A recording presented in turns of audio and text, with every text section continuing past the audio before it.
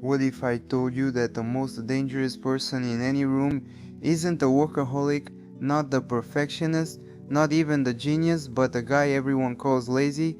You know the type, massive dreams, even bigger ideas, and yet somehow never seems to actually do anything. Society calls him lazy. Carl Jung called him something completely different. By the end of this video, you'll understand why this person terrifies everyone around them, including you.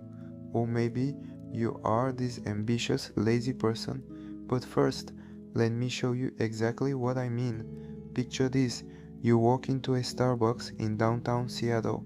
At the first table, there's Sarah, MacBook open, colorful planner, typing like a machine. At the other table is Mike scrolling his phone, half awake and hasn't touched his notebook in over an hour. Who would you bet on to change the world? Hold that thought, because what I'm about to tell you will flip everything you think about success on its head. Mike has an idea that could revolutionize urban transportation. Sarah is updating her LinkedIn bio. Interested, in a hurry tone. Mike sees solutions to problems Sarah doesn't even know exist. Sarah is optimizing her morning routine, so why does everyone assume Sarah will succeed and Mike will fail? Here's the uncomfortable truth: you judge Mike because he threatens everything you've been taught about success. Carl Jung spent his life studying people like Mike, and what he found was this: society doesn't fear laziness. We fear the ambitious man, because he proves that everything we were taught about success might be wrong. The lazy, ambitious man isn't actually lazy, he's operating on a completely different level of consciousness.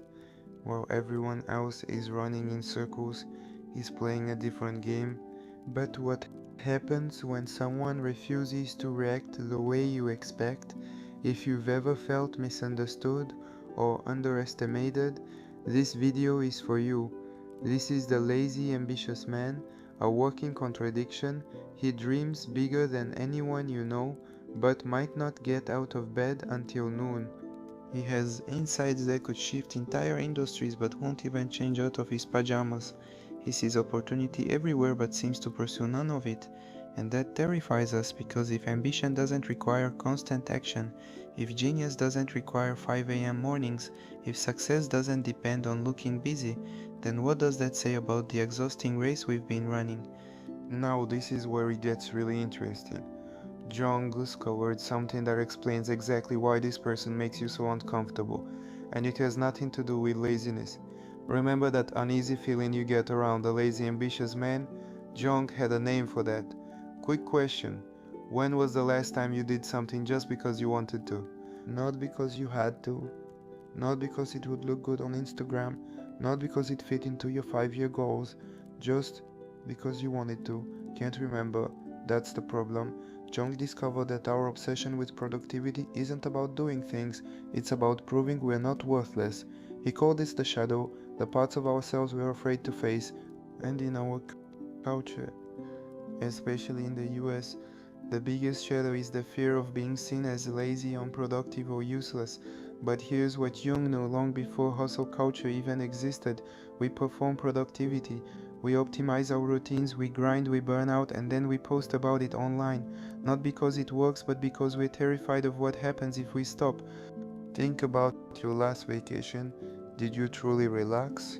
Or did you feel guilty for not getting things done? The lazy, ambitious man doesn't feel that guilt, and that's what makes him dangerous. Here's what the productivity gurus won't tell you: your unconscious mind is infinitely more creative than your conscious forced thoughts. Gauge yourself the north patch. But how ideas work is backwards. Jung wrote, the creation of something new is not accomplished by the intellect, but by the play instinct, acting from inner necessity. The creative mind plays. It doesn't chase, it doesn't grind, it doesn't build to-do lists, it plays. Einstein came up with relativity during a daydream. Tesla saw inventions during nighttime walks. Jung's best ideas came during his so-called lazy years. So what's really happening inside the mind of the lazy, ambitious man? He's not mindlessly scrolling, he's not being unproductive, he's accessing something you may never even tap into. He's letting his unconscious mind process information on levels you can't imagine. Now we get to the real reason society fears the lazy, ambitious man, and it's not about success, it's about power. Jung wrote, "The individual has always had to struggle to not be overwhelmed by the tribe." But the lazy, ambitious man isn't fighting the tribe, he's ignoring it completely, and that's terrifying for anyone who profits from your obedience. Our whole system depends on one belief: you go to school, you get a job, you trade hours for money, you optimize your life. For what? The lazy, ambitious man looks at the system and asks, why? And no one has a good answer. Here's the fear no one says out loud. What if he's right? What if ambition without anxiety works better? What if peace leads to more real achievement than panic ever could? If that's true, then millions of people have been suffering for nothing. They've sacrificed mental health, joy, and purpose for a system that was never built to serve them. The lazy, ambitious man proves there is another way, one that doesn't require endless optimization. And now it gets personal. Carl Jung was that man. They called Jung mystical, impractical, wasting potential. The world saw him as brilliant but useless. He spent years exploring his own mind, writing in journals no one read. Sound familiar? Maybe you're a lazy, ambitious man too. If ideas come out of nowhere, if productivity tips make you feel worse, if your energy comes in waves, useless at 9 a.m., brilliant at 2 a.m., that's not laziness. It's your unconscious moving at its own rhythm. So how do you live like this in a world obsessed with productivity? Step 1. Stop apologizing. Your energy isn't random, it's information. Step 2. Know the difference between rest and escape. You need both, but they're not the same. Step 3. Practice Jung's active patience, not waiting passively, but preparing for your moment. And stop measuring your life by someone else's timeline. Your vision may take years, your ideas need time to mature, your moment may not come until you're 40 or even 60. That's not failure, that's mastery. As Jung wrote, your vision will become clear only when you look into your heart. Who looks outside dreams, who looks inside awakes. While others chase external dreams, you're awakening. That's why the world fears the lazy, ambitious man. He redefines our relationship with time, success, and human potential.